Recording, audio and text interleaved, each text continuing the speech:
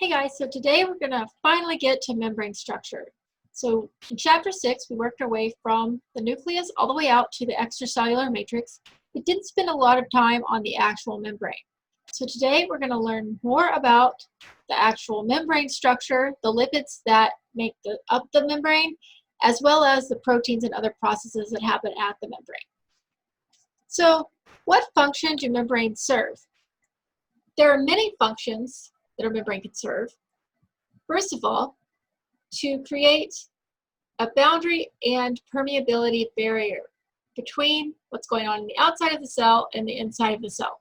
Many things that take place in the cell rely on concentration gradients and buildup of ions on one side of a membrane as versus another. And if they're allowed to diffuse to equilibrium, the processes that keep us alive will not be able to happen. We can also organize our processes into specific compartments. So here we've got the Golgi apparatus, the ER, and a mitochondrion, but also things like the lysosome and peroxisome. The processes within these organelles need to be separated from other spaces in the cell, so this gives us a chance to do so.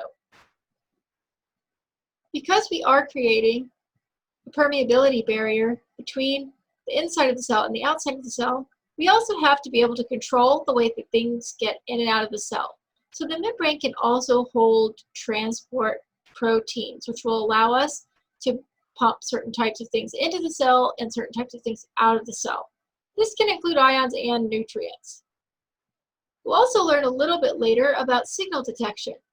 So we'll be able to understand more about how the cell can kind of understand what's going on outside it and react to it internally.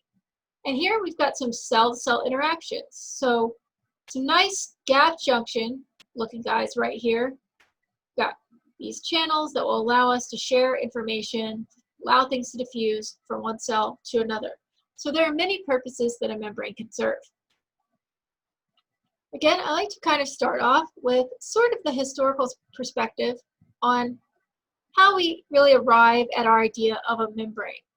Starting off kind of early thoughts about membranes helps understand how we view the membrane today.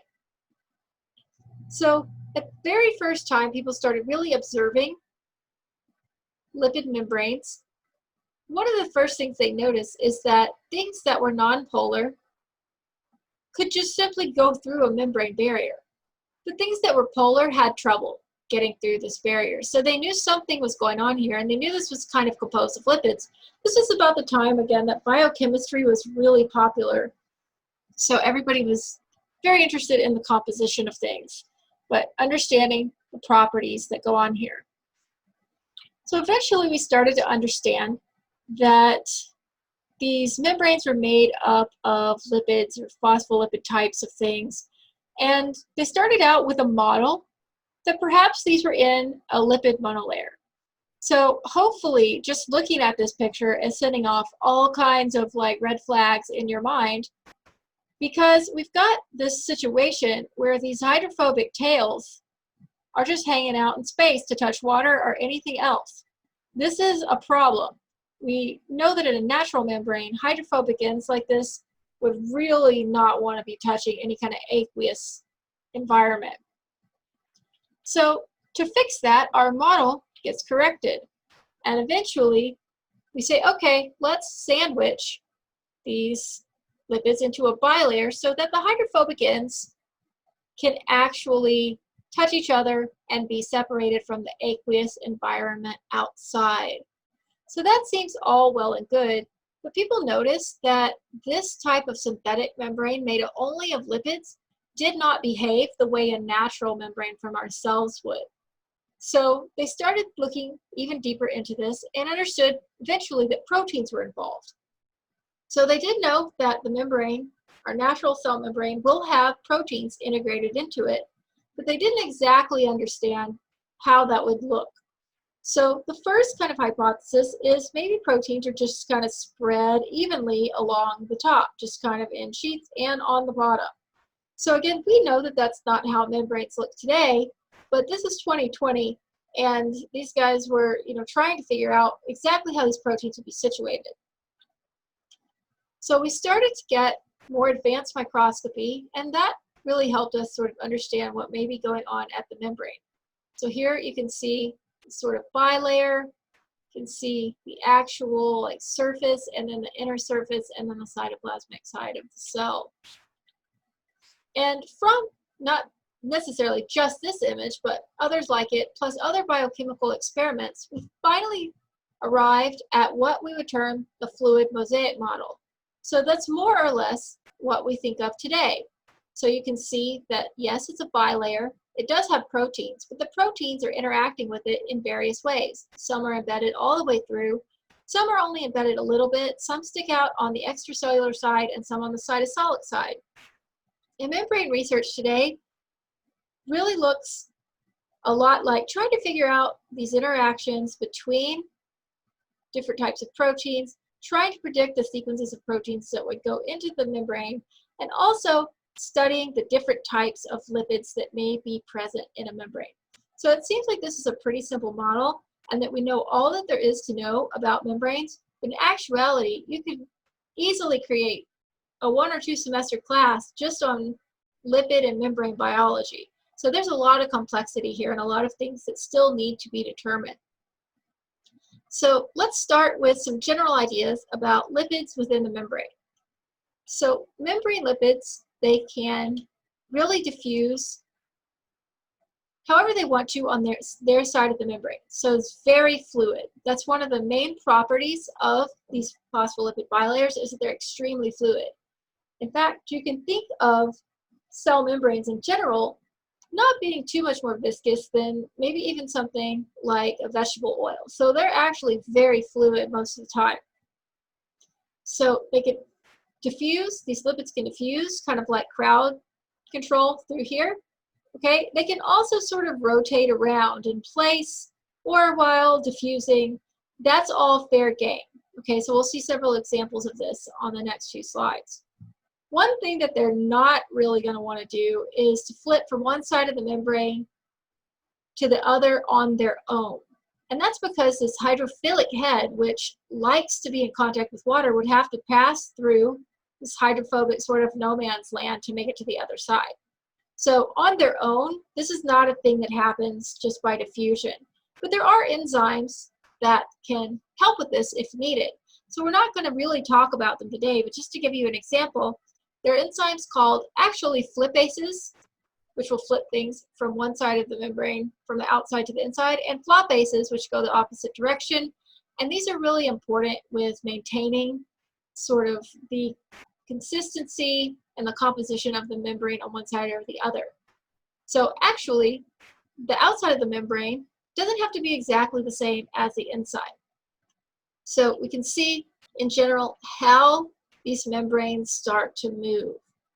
And so to understand more about the way that lipids move within their membrane, particularly using lateral diffusion, we can turn to an experiment, because as scientists, we love data. So here we have an unlabeled cell surface. Okay, and so what we're going to do is take that cell and we're going to label its surface molecules, these lipids, with a fluorescent dye, so we can see this fluorescence coming from these lipids. One thing about fluorescent molecules is that you can actually photo bleach them or shoot them with a laser, and it will cause their fluorescence to be extinguished. And in this case, this is permanent. So we shoot them with a laser, and all of the fluorescent molecules will no longer fluoresce. So the lipids are still there. We've just turned off the fluorescence kind of permanently. Okay, so this is again called photo bleaching. So we decide to aim our laser at a spot on the cell. We photo bleach a patch, and then we wait. And so what we are looking for is fluorescence to return to this patch. And this doesn't mean that the fluorescent molecules turn back on, because we've permanently disabled them. What this means instead is that diffusion is happening so that the surrounding molecules are diffusing into that space, the ones that still had their fluorescence. And of course, because we always want to be able to visualize this in a graph or some type of figure, you can see the level of fluorescence, the exact moment when we shot it with a laser, and over time we can watch the fluorescence return to that patch. And again, this is because of diffusion. So this is a really cool experiment that illustrates the way that lipids can diffuse laterally in a membrane. So what kind of lipids are in the membrane? Truthfully, there are many, many types of lipids that can be present, and different cell types have characteristic lipid types. So not all cells have the same lipids. Additionally, I just mentioned that the lipid bilayer has perhaps different composition on the cytosolic side as versus the side that's on the outside of the cell. So here what we're looking at is a general sort of standard issue phospholipid called phosphatidylcholine, and I've chosen this one just to get an idea of what these look like because it's very common in lots of cell types. So you can see a couple of different things going on here. What we're looking at in this yellow is going to be our hydrophilic region. So this is the water-loving part of this. Everything in purple is going to be that sort of hydrophobic region, particularly the fatty acids. So those are those two little tails you always see hang down. So these are always going to be characterized by their head group. So again, a phosphate, you can see it here.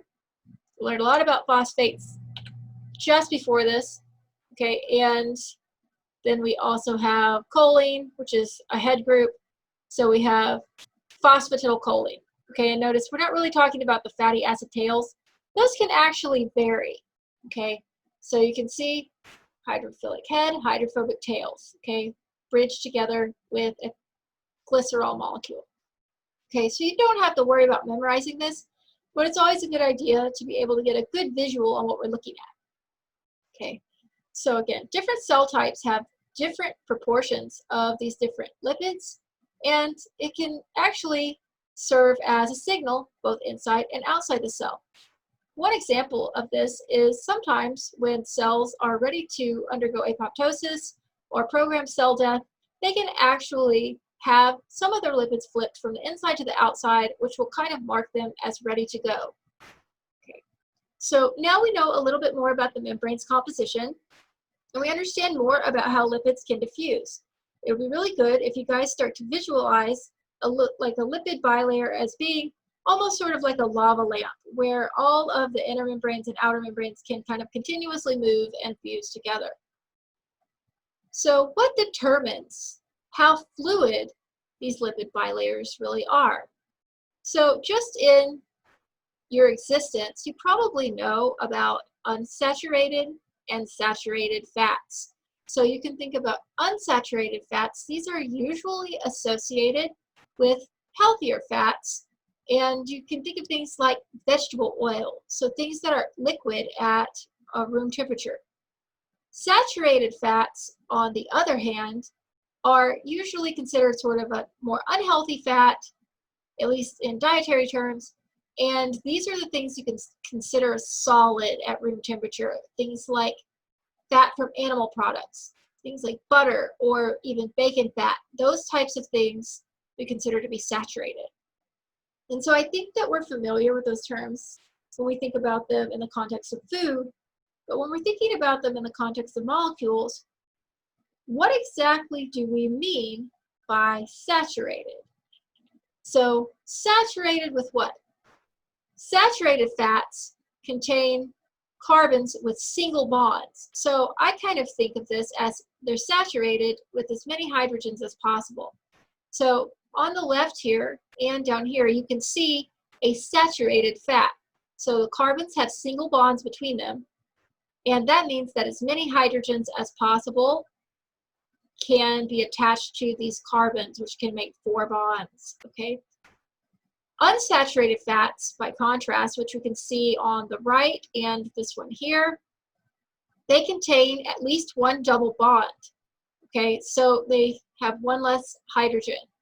Okay, this double bond also creates a bent or kinked structure, and you can have 1 or 2, a couple of these double bonds depending within this structure, but it's going to create sort of a kinked appearance. Okay, so our straight chain saturated guys are going to be associated with the more solid, packed, less fluid consistency, whereas our unsaturated guys with a bend are going to be associated more with sort of these liquid fats, things that are more fluid.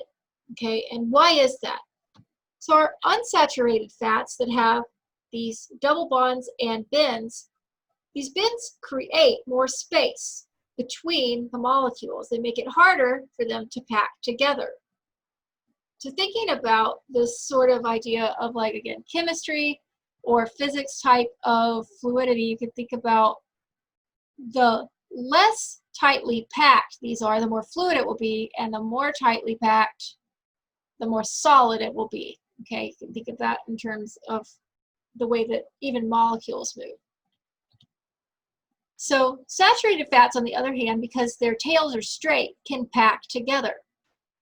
This creates less space and, again, makes the membrane less fluid. So cells can actually adjust their fluidity. In general, cells want to keep their membranes at a particular level of fluidity, and so they can adjust this by adding or subtracting saturated fats or unsaturated fats, depending on which direction they want to go. Another option is to add in cholesterol. So cholesterol gets kind of a bad rap, but it really is important for membranes. It's incredibly important for maintaining a set level of fluidity. So cholesterol can actually act as a buffer to keep membrane fluidity within a certain range. So it's a really interesting molecule in the sense that it's got these ring structures that are a little bit rigid.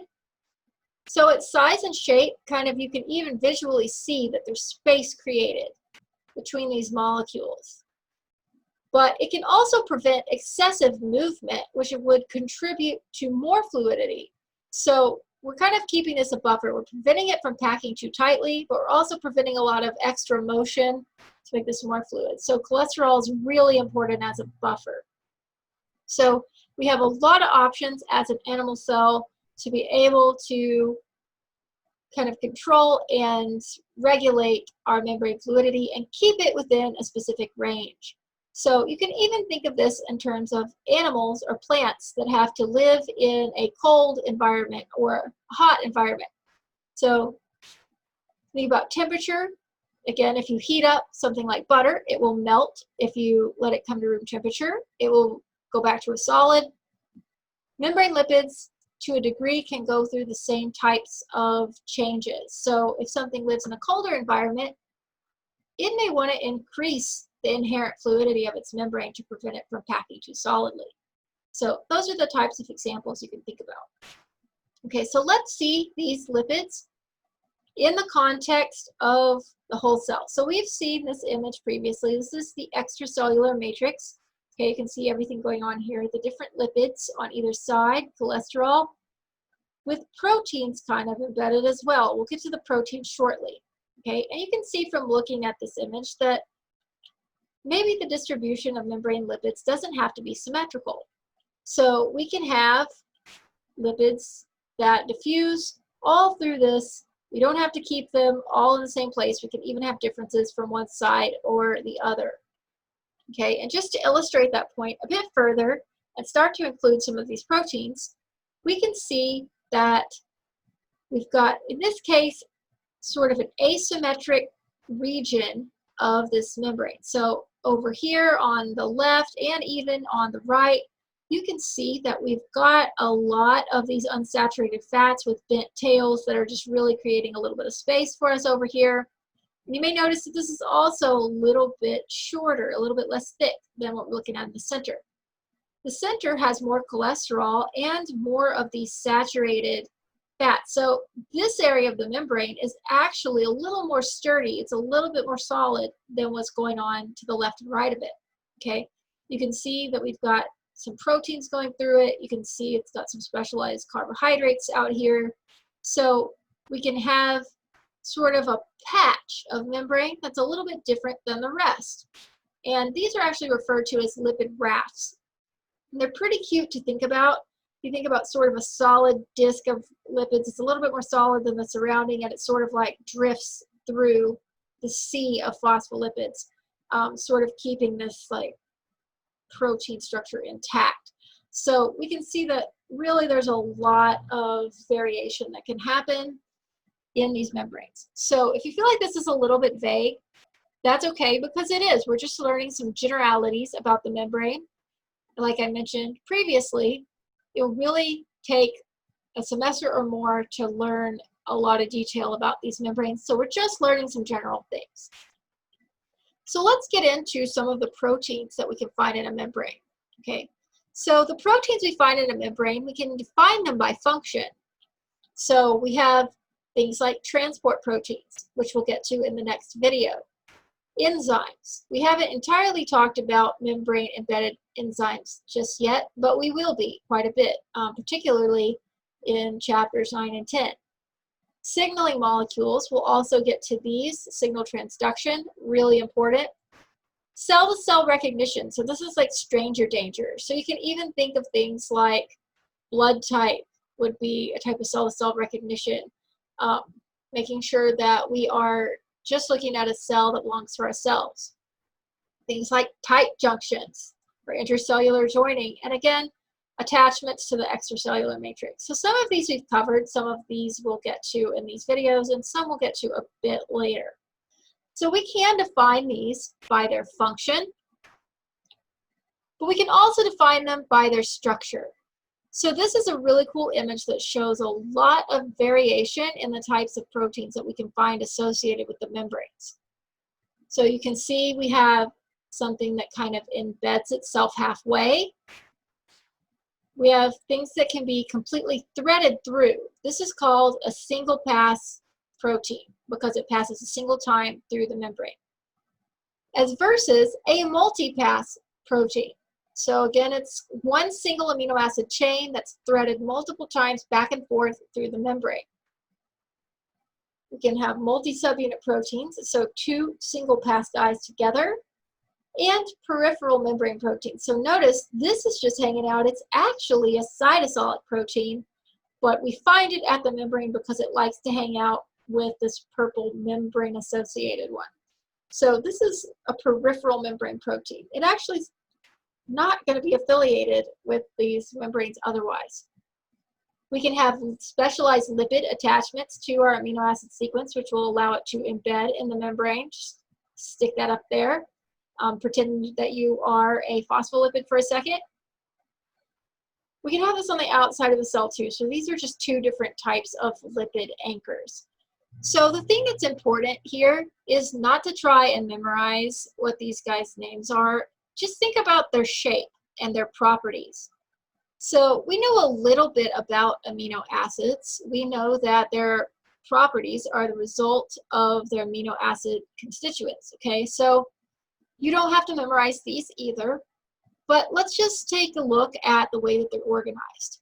So we can see that we have amino acids that have charged side chains, okay, and we know that's not great for being in a membrane. We have amino acids that are polar but uncharged side chains.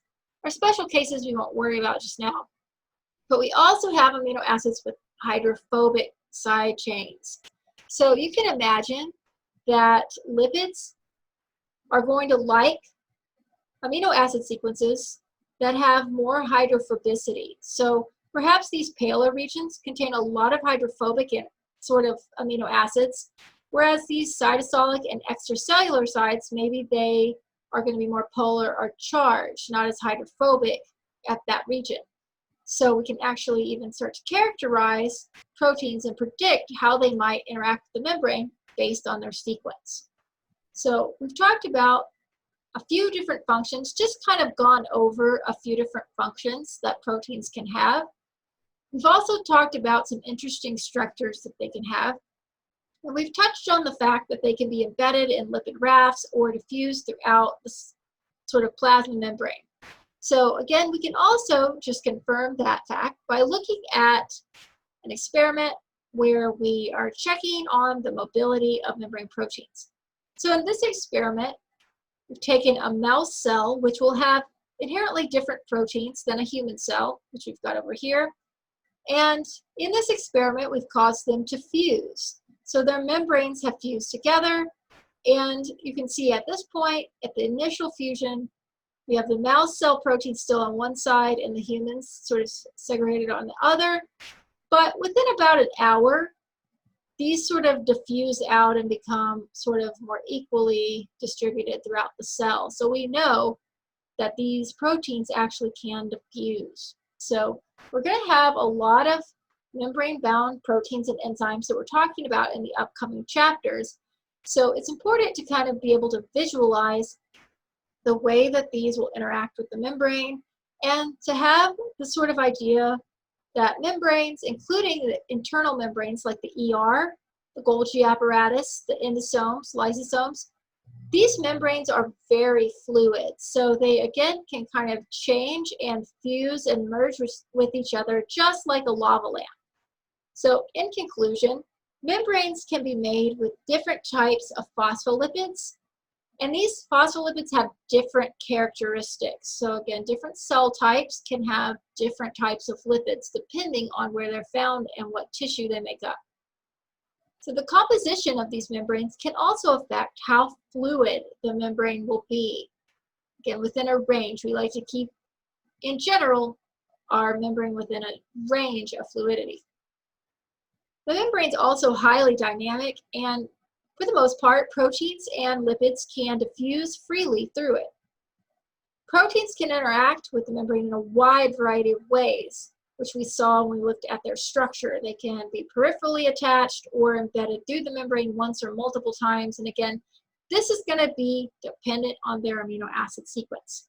So in the next video, we're going to be looking at not only how these membranes are structured, but how do we transport things across them.